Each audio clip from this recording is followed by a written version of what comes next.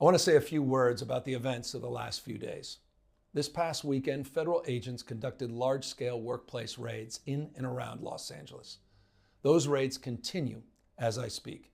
California is no stranger to immigration enforcement, but instead of focusing on undocumented immigrants with serious criminal records and people with final deportation orders, a strategy both parties have long supported, this administration is pushing mass deportations, indiscriminately targeting hardworking immigrant families, regardless of their roots or risk.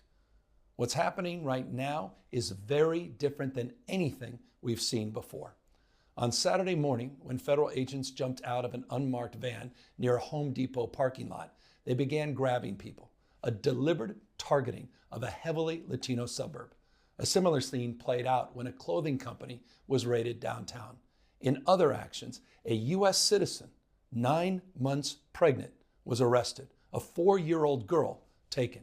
Families separated. Friends quite literally disappearing. In response, everyday Angelenos came out to exercise their constitutional right to free speech and assembly, to protest their government's actions. In turn, the state of California and the city and county of Los Angeles sent our police officers to help keep the peace.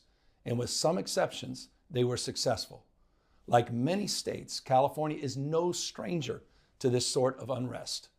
We manage it regularly and with our own law enforcement. But this, again, was different.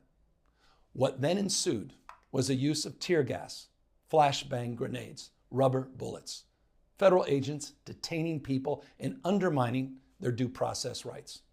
Donald Trump, without consulting California law enforcement leaders, commandeered 2,000 of our state's National Guard members to deploy on our streets, illegally and for no reason. This brazen abuse of power by a sitting president inflamed a combustible situation, putting our people, our officers, and even our National Guard at risk. That's when the downward spiral began. He doubled down on his dangerous National Guard deployment by fanning the flames even harder. And the president, he did it on purpose. As the news spread throughout LA, anxiety for family and friends ramped up. Protests started again. By night, several dozen lawbreakers became violent and destructive. They vandalized property. They tried to assault police officers. Many of you have seen the video clips of cars burning on cable news. If you incite violence, I want to be clear about this. If you incite violence or destroy our communities, you're going to be held to account. That kind of criminal behavior will not be tolerated. Full stop. Already more than 220 people have been arrested, and we're reviewing tapes to build additional cases, and people will be prosecuted to the fullest extent of the law. Again, thanks to our law enforcement officers and the majority of Angelenos who protested peacefully, the situation was winding down and was concentrated in just a few square blocks downtown. But that's not what Donald Trump wanted. He again chose escalation.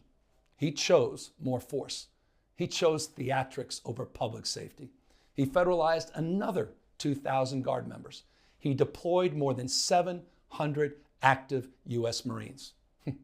These are the men and women trained for foreign combat, not domestic law enforcement. We honor their service. We honor their bravery. But we do not want our streets militarized by our own armed forces, not in LA, not in California, not anywhere. We're seeing unmarked cars in school parking lots, kids afraid of attending their own graduation. Trump is pulling a military dragnet all across Los Angeles, well beyond his stated intent to just go after violent and serious criminals. His agents are arresting dishwashers, gardeners, day laborers, and seamstresses. That's just weakness masquerading as strength. Donald Trump's government isn't protecting our communities. They're traumatizing our communities. And that seems to be the entire point. California will keep fighting. We'll keep fighting on behalf of our people, all of our people, including in the courts. Just yesterday, we filed a legal challenge to Donald Trump's reckless deployment of American troops to a major American city. Today, we sought an emergency court order to stop the use of the American military to engage in law enforcement activities across Los Angeles. If some of us could be snatched off the streets without a warrant, based only on suspicion or skin color, then none of us are safe. Authoritarian regimes begin by targeting people who are least able to defend themselves, but they do not stop there. Trump and his loyalists, they thrive on division because it allows them to take more power and exert even more control. And by the way, Trump, he's not opposed to lawlessness and violence as long as it serves him. What more evidence do we need than January 6th? I ask everyone, take time, reflect on this perilous moment. A president who wants to be bound by no law or constitution, perpetuating a unified assault on American traditions. This is a president who in just over 140 days has fired government watchdogs that could hold him accountable for corruption and fraud. He's declared a war on culture, on history, on science, on knowledge itself. Databases, quite literally, are vanishing. He's delegitimizing news organizations, and he's assaulting the First Amendment. And the threat of defunding them, at threat, he's dictating what universities themselves can teach. He's targeting law firms and the judicial branch that are the foundations of an orderly and civil society. He's calling for a sitting governor to be arrested for no other reason than to, in his own words, for getting elected. And we all know this Saturday, he's ordering our American heroes, the United States military, and forcing them to put on a vulgar display to celebrate his birthday, just as other failed dictators have done in the past. Look, this isn't just about protests here in Los Angeles. When Donald Trump sought blanket authority to commandeer the National Guard, he made that order apply to every state in this nation. This is about all of us. This is about you. California may be first, but it clearly will not end here. Other states are next. Democracy is next. Democracy is under assault before our eyes. This moment we have feared has arrived. He's taking a wrecking ball to our founding fathers' historic project. 3 co-equal branches of independent government. There are no longer any checks and balances. Congress is nowhere to be found. Speaker Johnson has completely abdicated that responsibility. The rule of law has increasingly been given way to the rule of Don. The founding fathers, they didn't live and die to see this kind of moment. It's time for all of us to stand up.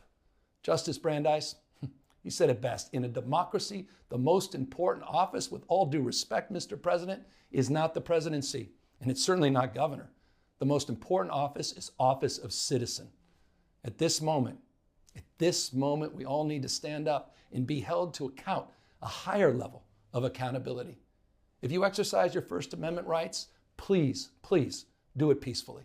I know many of you are feeling deep anxiety, stress, and fear, but I want you to know that you are the antidote to that fear and that anxiety. What Donald Trump wants most is your fealty, your silence to be complicit in this moment. Do not give in to him.